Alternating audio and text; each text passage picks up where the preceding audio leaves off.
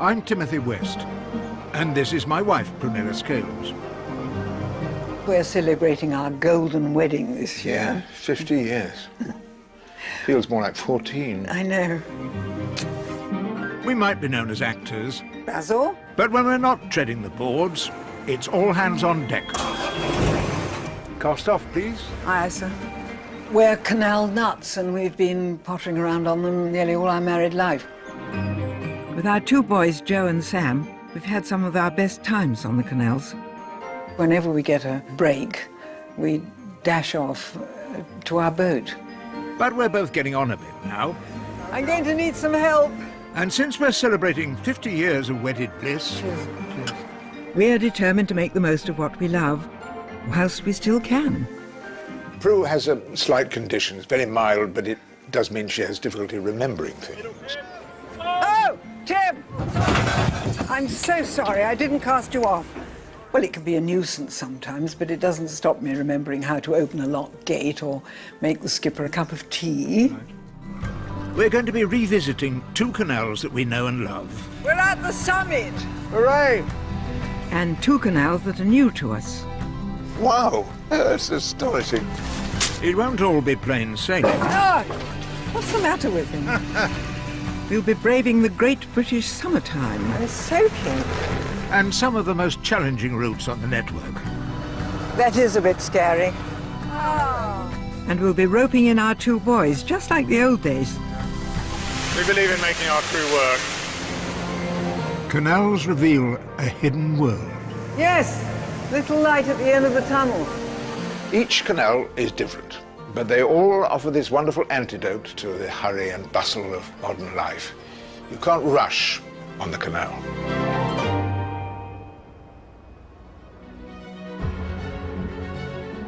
Today, we're off to a canal that's close to our hearts, the Kennet and Avon in the West Country, affectionately known as the K&A, to all those people who enjoy, live and work on it.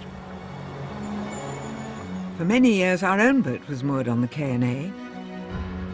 Originally built to link Bristol with London, to transport goods like coal and Bath stone, it was the engineering marvel of its day. It boasts the magnificent Cane Hill flight of locks, a daunting prospect for even the most experienced boaters. We love it because of its beauty and its history, but also because we were involved in its restoration. Like so many canals, it was neglected for decades. Virtually derelict, in 1955 it was earmarked for permanent closure. But at the 11th hour, a campaign was launched to save it. Tim and I were passionate supporters. The battle was finally won, and in 1990, to promote the fully restored canal, we were invited to be the first boat in 42 years to travel the full length of the K&A. A quarter of a century later, we're back to navigate 21 miles of its most picturesque stretch.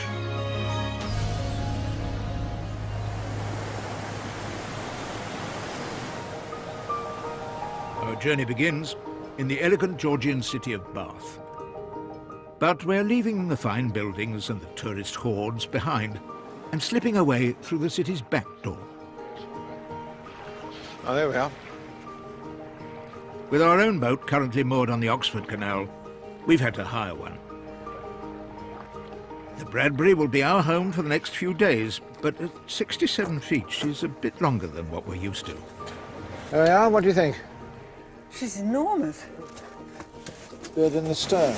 Yes, bed in the stern. Oh, very smart, Lou. Yeah. Second double bed. Oh, Well, that's us. yes, that's us. It's very smart, isn't it? Yes, got a shock after hours. Oh, Yes, Jimmy, a really. telly. Oh, no, we don't have telly on board. No. Crosswords and games. Yes, conversation. Reading, yes. Drinks. Oh, isn't that beautiful? What a view. Oh, magic.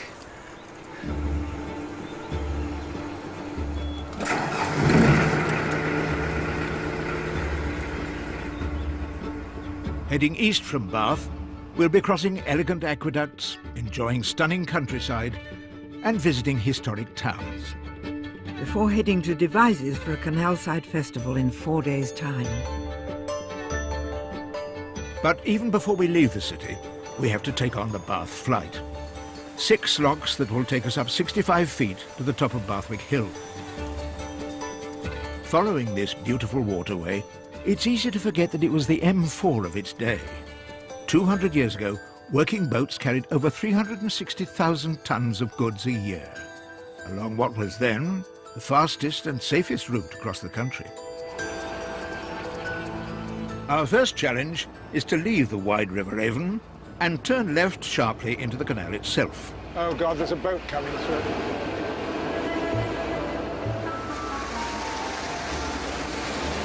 We're going to try and not hit that boat. Yes. Narrow boats can be quite tricky to manoeuvre, especially when meeting another boat head-on. Nearly there.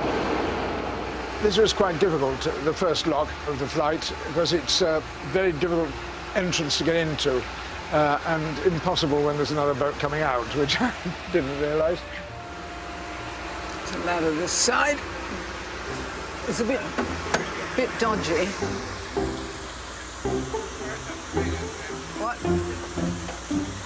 Prue doesn't like steering, so therefore it means that she has to do most of the legwork on the locks, tying up, working the paddles, opening the gates, which she likes doing, and she's very good at it. I do occasionally get a bit nervous, but she doesn't do it unless she's sure. There we go. It's easy to forget that Prue is the age she is, when she's so agile, leaping about the locks. Thank you, darling. I can also steer if necessary. Once she's run into 2 or 3 things, I think you'll find she'll probably like to hand the job. Are you trying to No, I'm not suggest suggesting that at all. I'm just saying that I'm a perfectly competent steersman.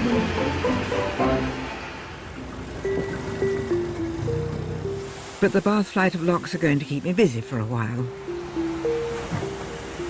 Prue is opening the pedals now that will let the sluices come up and the water flow in.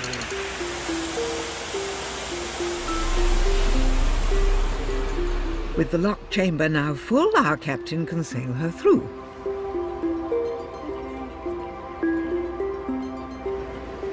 Oh, Tim! Sorry, hold on. Sorry, I'm so sorry. I didn't cast you off. I'm so sorry. Yes, he can, if the crew has remembered to untie the ropes. Okay, that's extremely unprofessional. We'd put a rope round the centre bollard, and I got to release it. Never mind. Prue can be a bit forgetful, and I can be a bit impatient. But we'll need to get our act together. This next lock is the second deepest in the country. It's very tricky to negotiate and needs treating with respect. It's one of the deepest locks I've ever seen. It's so deep that it takes 7 million litres of water to fill it.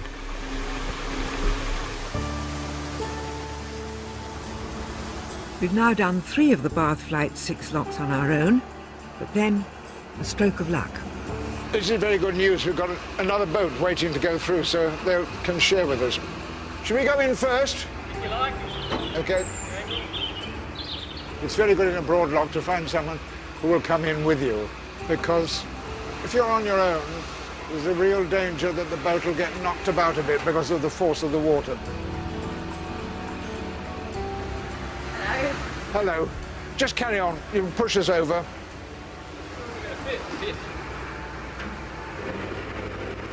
This your first time on this canal? It's our first time on a narrowboat. So, Oh, is it? Oh, yeah. right. Yeah, it was spur of the moment holiday decision, really. Successful so far? Yeah, no major dramas. Good. It's only common sense, really, isn't it? Seems to be, yeah. I let my wife do the difficult work. She's up there winding away.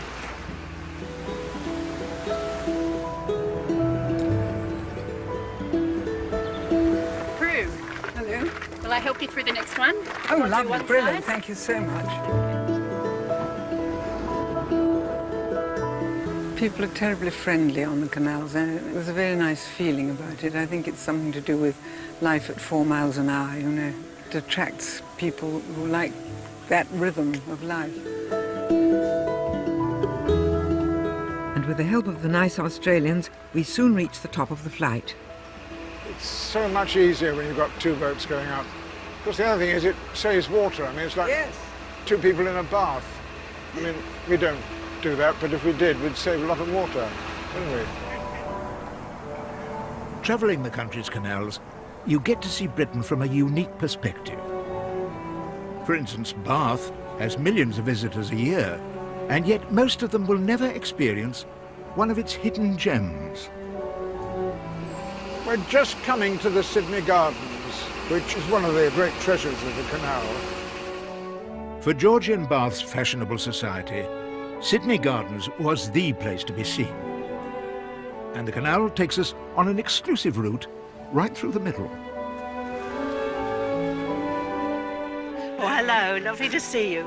Local historian and author Kirsten Elliott has offered to show us round. So this is Sydney Gardens, still, as you can see, a park, but it opened in 1795 as a Georgian fantasy garden, really, where the great and the good could come. Jane Austen certainly came here, and there was a labyrinth, there was a mock castle, there would be firework displays, all sorts of things going on. And when they were building the canal, they wanted to cut through Sydney Gardens, and the proprietors of Sydney Gardens demanded 2,000 guineas, which we're talking about nearly £250,000 in today's terms. And they paid it because their only other alternative was a very long tunnel. Today, there's a gate for us to get into the garden, but back in Georgian times, the grounds would have been completely off limits. Bath's high society promenading through the gardens didn't want to rub shoulders with grubby canal folk covered in coal and stone dust. The whole idea was that the working classes and the wealthy classes should be kept separate. Quite right. So you've got colliers that side, ladies with parasols this side, not talking to each other. That's exactly the case, yes. Not to despoil the garden's atmosphere of genteel decorum, the Canal Company were forced to make this stretch of canal look as elegant as the gardens themselves. But even so, the working classes still left their mark. These are the rope marks, you know, that the motor power of the horses coming through, and here are their rope marks. But one of the things that the garden proprietors had demanded were ornamental features on the canal, and up here you can see there's the bust of a young lady. Now on the other tunnel you'll see the bust of an elderly gentleman. And what it's believed is the old gentleman is Old Father Thames and she is Sabrina, Spirit of the Severn, because of course ultimately it joined the Thames and the Severn. It's a 7-mile journey through the outskirts of Bath before we reach open countryside, where we will moor up for the night near the village of Claverton. We're heading for Claverton, and we'll find a nice mooring. Can't remember if there's a pub. No, I can't. If there is, we'll find it. Otherwise, we'll just open a bottle of wine and have a nice dinner.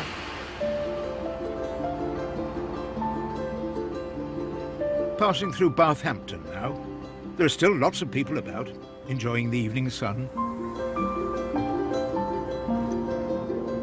Do I know where we're going or why we're going there? Well, sometimes I do. And sometimes I just want to watch the countryside slide by.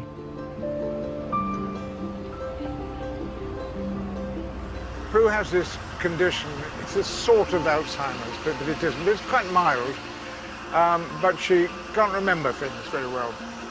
But you don't have to remember things on the canal because you can just keep your mind absolutely vacant and enjoy things as they happen and as you see them.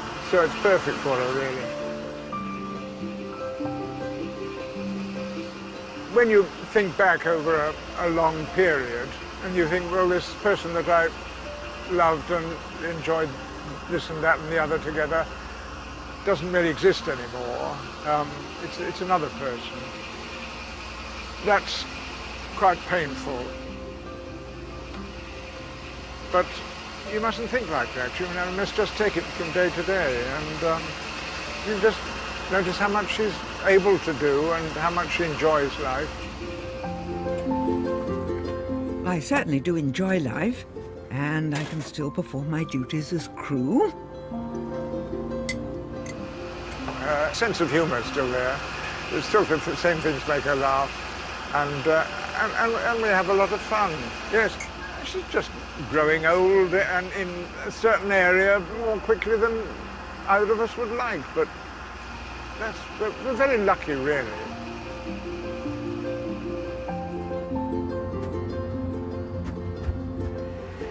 There you go. There's your tea. It means we make sure we make the most of our time together, doing the things that we love.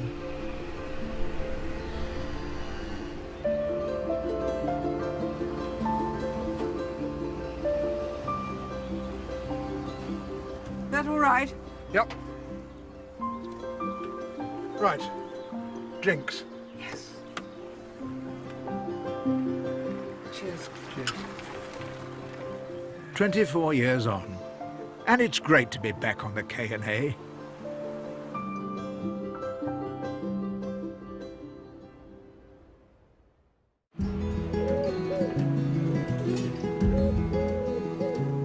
Early morning, somewhere on a canal in deepest Somerset. And it's time to enjoy the simple things in life, like scrambled eggs on toast. Excellent scrambled eggs. Well done. I slept very well. Oh, I'm glad about that. Oh, sorry, no, you didn't, did you? Well, I spent most of the night going backwards and forwards to the fuse box. I mean, it's bad news when you can't go to the loo in pitch darkness, and it can be bad news for the floor. I hope it wasn't too bad, but... No, darling, no. Very good aim. Very good aim indeed. Oh, thank you. Now we've cleared that up, so to speak, it's time to explore.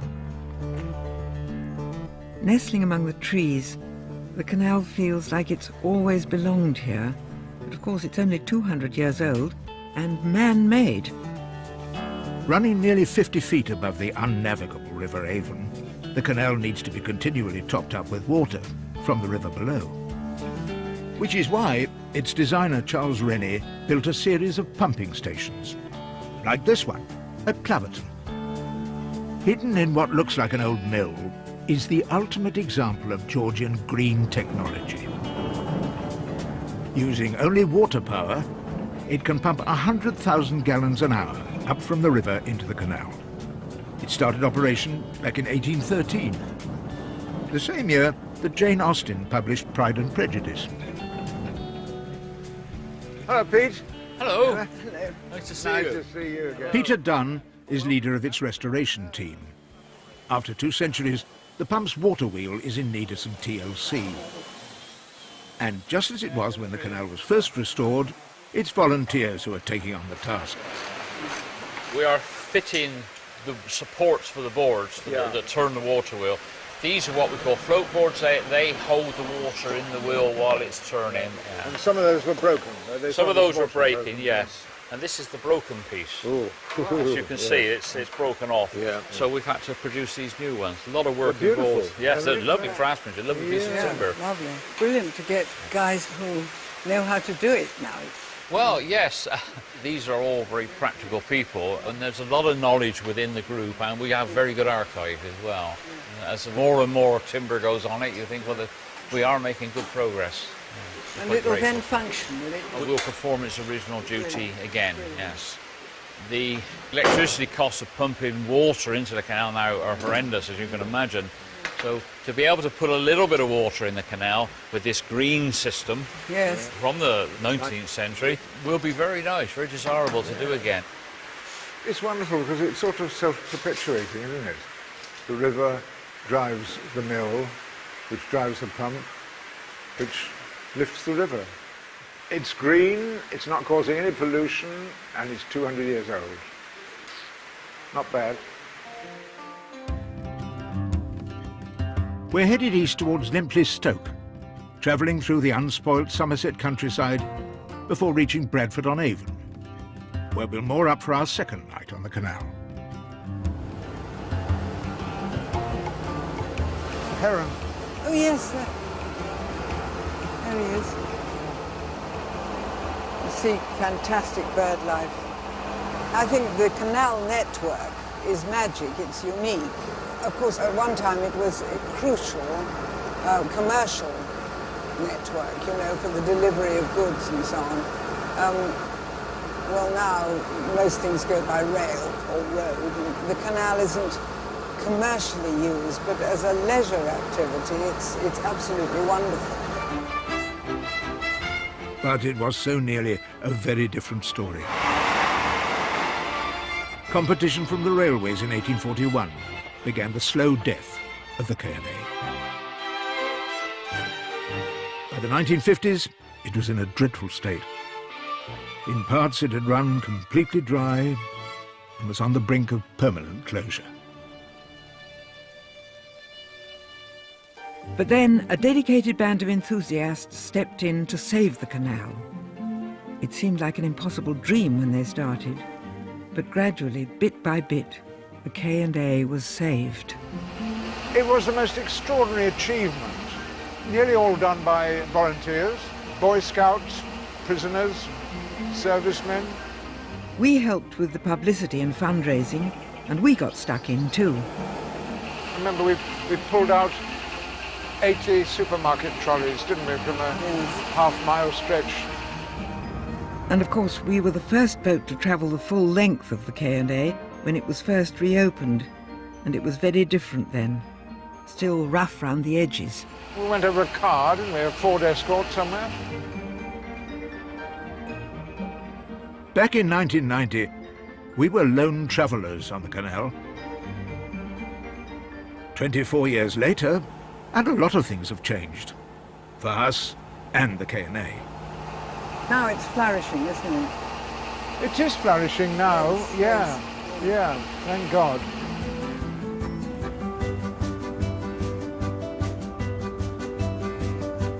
Canal boating is physically demanding, so Prue's below deck taking a well-earned nap. But the skipper is always on duty. Fortunately, this next section is lock-free, thanks to two masterpieces of canal architecture, designed by its chief engineer, John Rennie. We're coming up to the Dundas Aqueduct now, but it's getting very full of people and boats and cyclists, of course. I think we shall to navigate our way rather carefully. Opened in 1805, this elegant aqueduct is considered to be Rennie's finest work. Over 2 centuries later, Dundas is still carrying canal boats across the River Avon and is a magnet for holidaymakers. Hello. What? I love one. We can't stop, unfortunately. We enjoy. They look delicious. It's a beautiful spot and an amazing piece of architecture and engineering. It's one of John Rennie's masterpieces. It's best seen actually from below, although it is wonderful to look down to the railway and the river and everything and see how far up we are.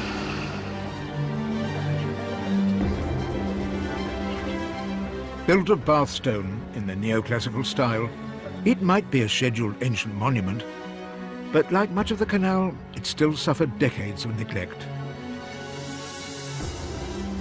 The transformation it's undergone is incredible. It's wonderful to see. This is a great tourist attraction, isn't it? Loads and loads of people coming with picnics and music and boats and hampers and bicycles to look at an aqueduct. It's all right, isn't it? 3 miles further on is another of Rennie's elegant aqueducts, the 330-foot-long Avon cliff. And for what I remember, there's quite a tight turn into it.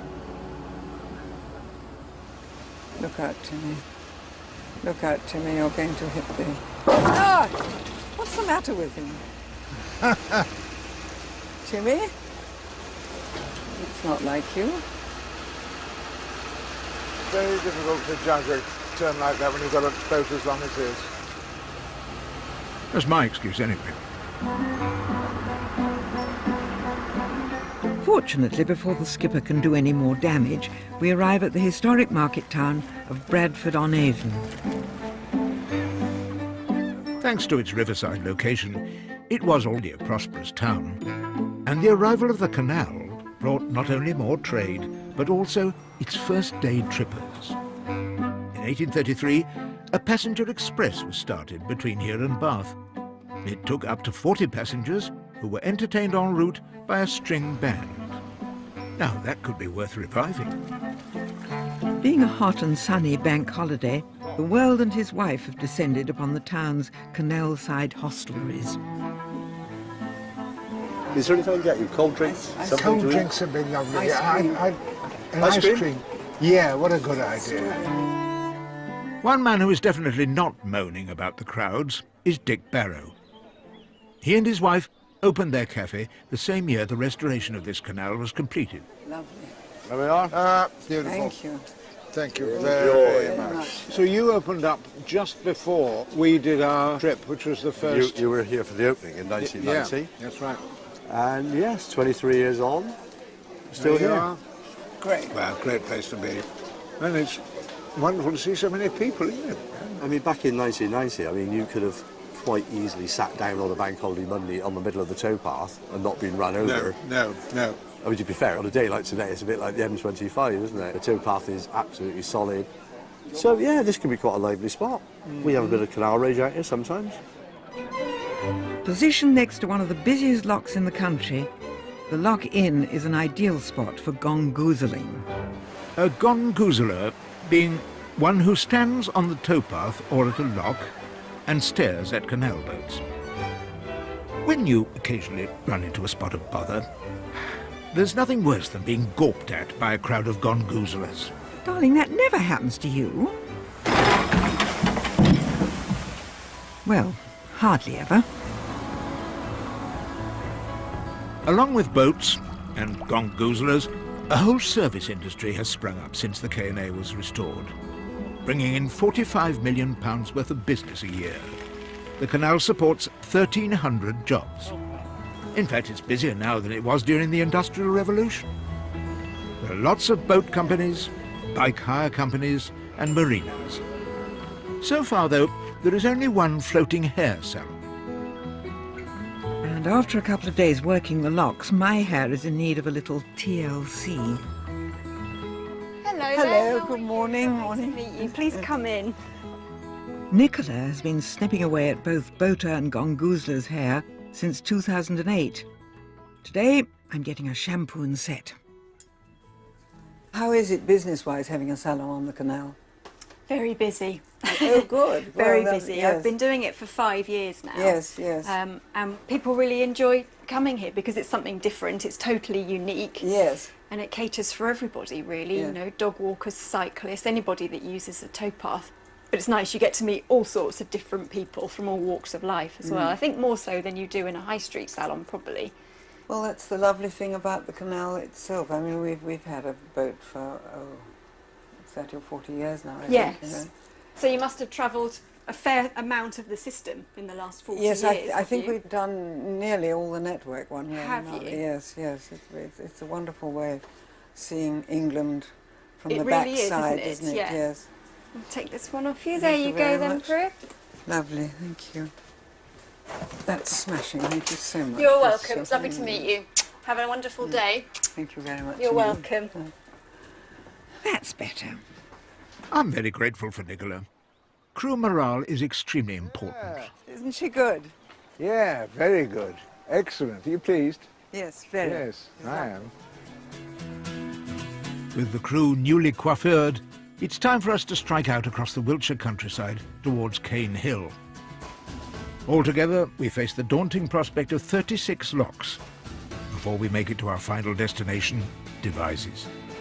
We've got a little way to go, but we should get to the foot of the Cane Hill flight this evening, and then perhaps go up in the morning.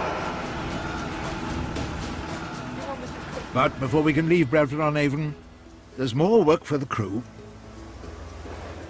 Occasionally I'm reminded that I'm not quite as young as I was. I'm going to need some help. No, coming. It's okay. But I'm not ready to hang up my windlass yet. Once you can get your back onto it, it's all right. We've teamed up with another boat, which gives us a snug fit, allowing Prue to let the water flow in nice and quickly, giving the gongoozlers a good show. Afternoon, gents. Hello. Where are we going to today, then? Well, we're hoping to get to Devizes.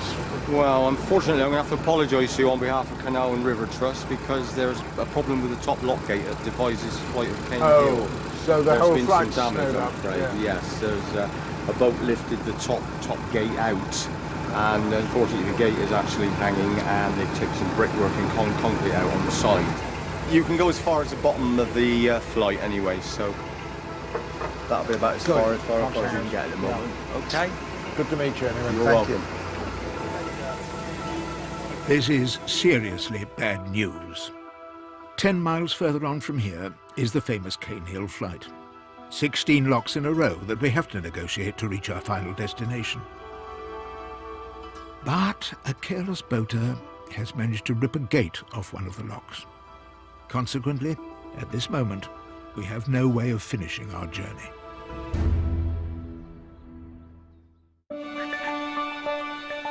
We are halfway through our journey from Bath to Devizes. To reach our final destination, we have to negotiate the locks at Cane Hill. But there's a problem. The whole flight is closed, with a bottleneck of boats presumably at both ends. The chances of fixing it by the time we get there seem pretty slight. We can only travel on in hope.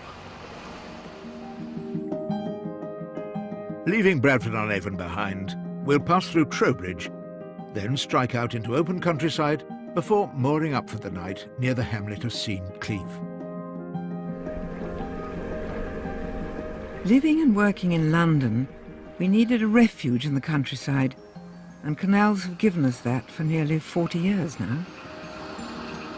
For me, it was another life when we first borrowed a boat and went on the canals, you know. It's like a home or a flat, you know, when I'm cooking, and we've got a lovely double bed, and the scenery, of course, is amazing. Much more interesting than the South Circular, which is what we see from our London house.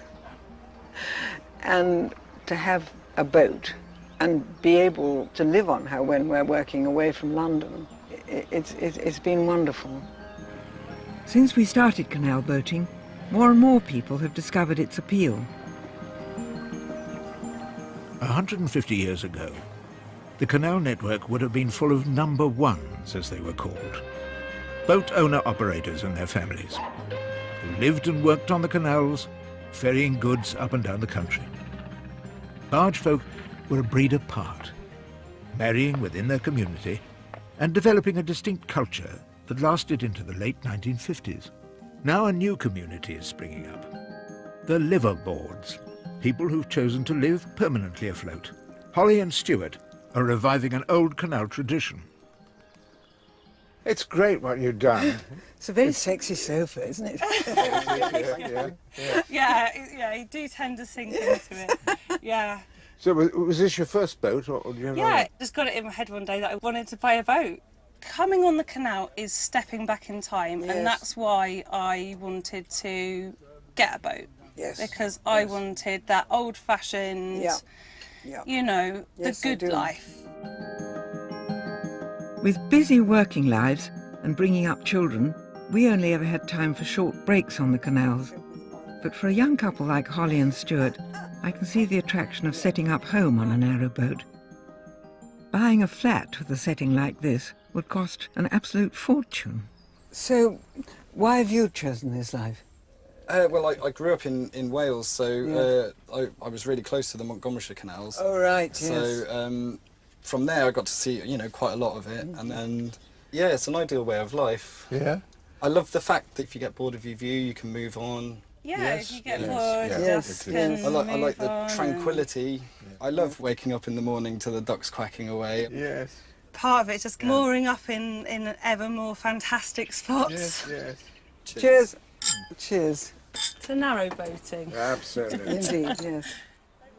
Holly and Stuart clearly have fallen in love with canal life, just like we did when we were young.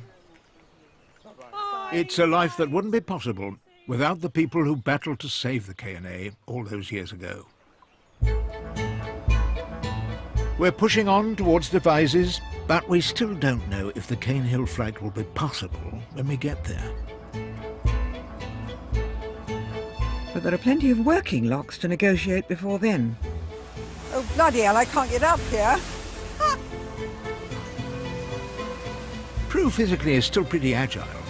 She leaps around, but I'm beginning to feel quite anxious. Oh, well done.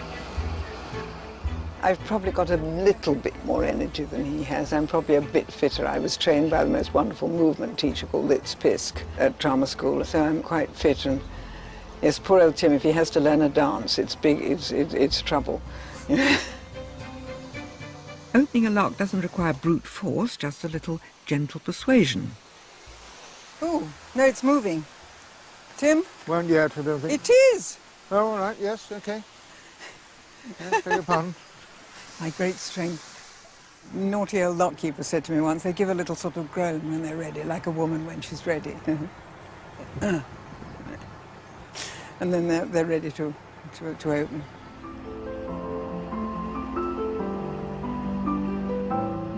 Canal history is my thing, whilst Prue loves the flora and fauna. Her memory may fail her occasionally, but she's still as enthusiastic about nature as she ever was. And shortly we'll be stopping off at one of the Kennet and Avon's unique habitats. Giles Wood is accessible only by canal or by foot, and our guide is Amy, the Kennet and Avon's own naturalist.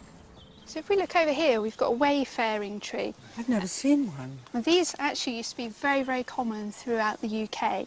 But you can see really lovely berries. And they used to be used for a pigment in inks. Every colour, green, yellow, Gorgeous, yeah. black, red. Extraordinary.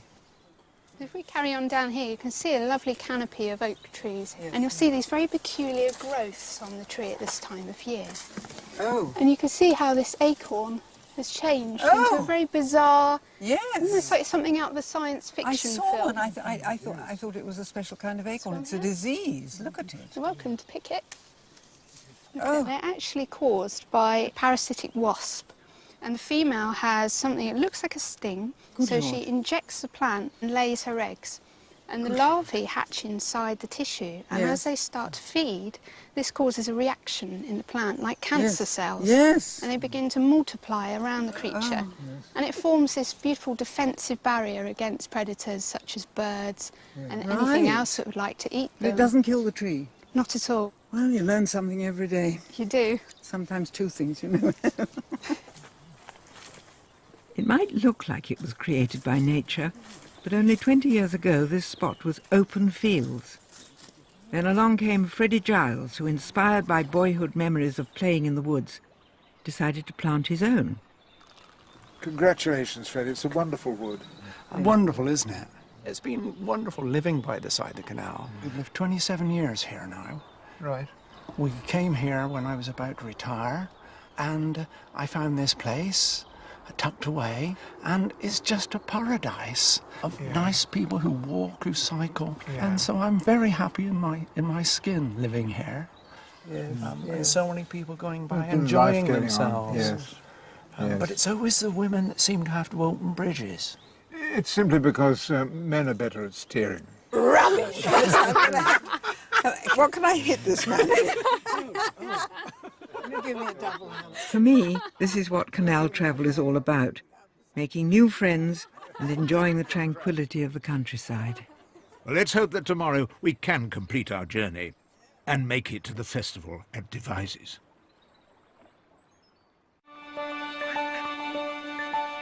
It's the morning of our final day on the canal. We're off to Devizes now, or we hope we are. There's a carnival at Devizes tonight, and that'd be nice to get there. Whether we actually achieve it, the top of the Cane Hill flight, who knows, in the lap of the gods.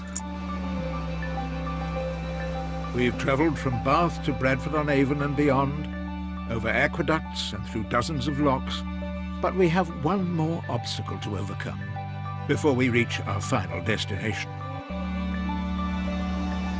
We're just arriving at Foxhangers, at the foot of the Cane Hill flight. And there's good news about the broken lock. It's all working now, which is miraculous, and they've done a terrific job in getting it repaired in time. Built 2 centuries ago, the Cane Hill flight is a half-mile staircase of 16 locks, and was an engineering triumph. Much of the hard labour needed to build it was provided by Irish navvies. After the Kennet closed, the Cane Hill flight was left derelict and abandoned. But now it's become one of the great achievements of the canal's restoration. In 1990, we were the first boat to go up the restored flight, and it would have been a tragedy if we'd not been able to climb the flight today, for what might, I suppose, be the last time. Hello, are you going up the whole flight? Yes. Oh, good. So can we share with you? Yes, we can. Great. So that's good. We've got some people to share, and they're going all the way up. That's great news. The flight is a real challenge for crews. Last time it took us 4.5 hours, and we were a lot younger. So it's great to have some extra help. Prue will certainly appreciate it. Welcome to Cane Hill Locks. I was really glad that we're able to do it with the closure that there has been. The first few locks up seemed to go well. Both boats seem happy in their shared endeavour. When we approach the actual flight, our companions meet some chums and decide to carry on up with them instead. We've been jilted, but there we are. These things happen. So, just Prue and me now. We're going to be on our own, which means it's going to be quite hard work. Well, we're going up the Cane Hill flight, 16 locks.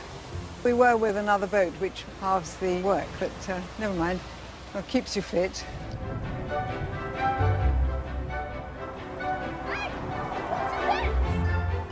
Hurrah! The age of chivalry is not dead. Thank you. Thank you very much.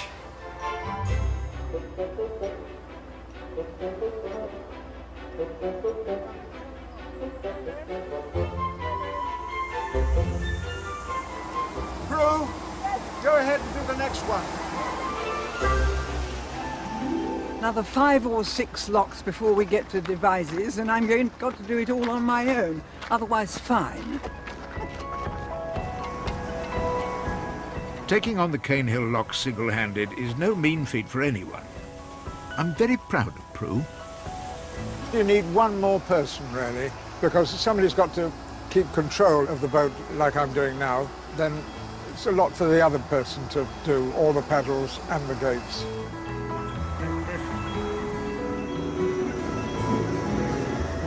I've had news from a passing boat that someone rather interesting is heading our way.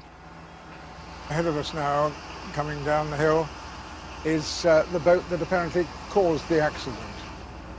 Had a good holiday? Apart from one rather eventful episode, yes. Oh dear. Just so out disproportionate to what happened. Yeah. Oh, They well. only lifted about 2 inches, went down, and then just flopped forward. Well, it makes you feel absolutely awful because of all the people that have been inconvenienced. You just feel absolutely terrible about it, you know? Poor sod. Oh well. Could happen to anybody. Despite having to tackle the flight virtually on our own, we've made it up Cane Hill. In around 5 hours, we've climbed over 150 feet, and Prue has opened and shut 16 locks. Well, congratulations. Oh. We reached the top. Oh, well done. Yeah. You can see Well how done. far it is. Well done us, yes. It's wonderful to see all the boats here today enjoying the canal. And I'm remembering that it was nearly a quarter of a century ago when we last came up the Cane Hill flight. See this? The Kennet. Kennet and Avon Canal, 1794 to 1994. Oh, that's lovely. It's our canal, isn't it, really? Oh, It's quite an achievement. It's rather moving.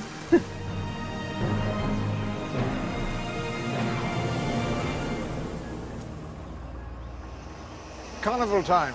Yes. And thanks to Prue's stamina, we've made it. It's in full swing now, Tim. It's almost as if the people of Devizes have turned out to welcome us in. Well done. Here we are. We're both definitely in need of a tipple. And what could be more appropriate than a pint of K&A beer? Not made from canal water, they assure me. Cheers, everybody.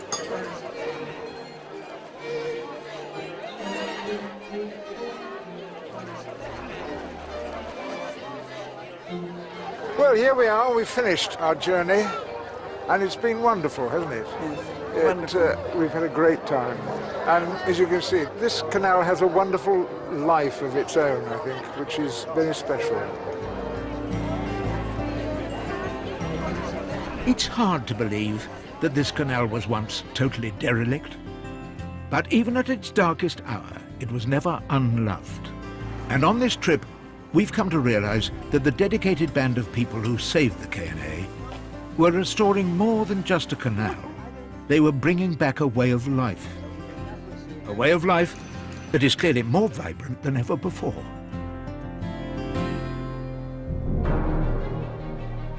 Next week, a canal that's totally new to us. We navigate the deepest lock I can't reach. and the longest tunnel. Makes me feel as if I've died. In a tough and demanding journey. Oh, gosh. Oh, well, what's happened over there? If you've been affected by the issues featured in this programme, there's support available at channel4.com/support. And next tonight, we see how the families and their new bundles of joy are getting on. One born, what happened next is on the way on War 4.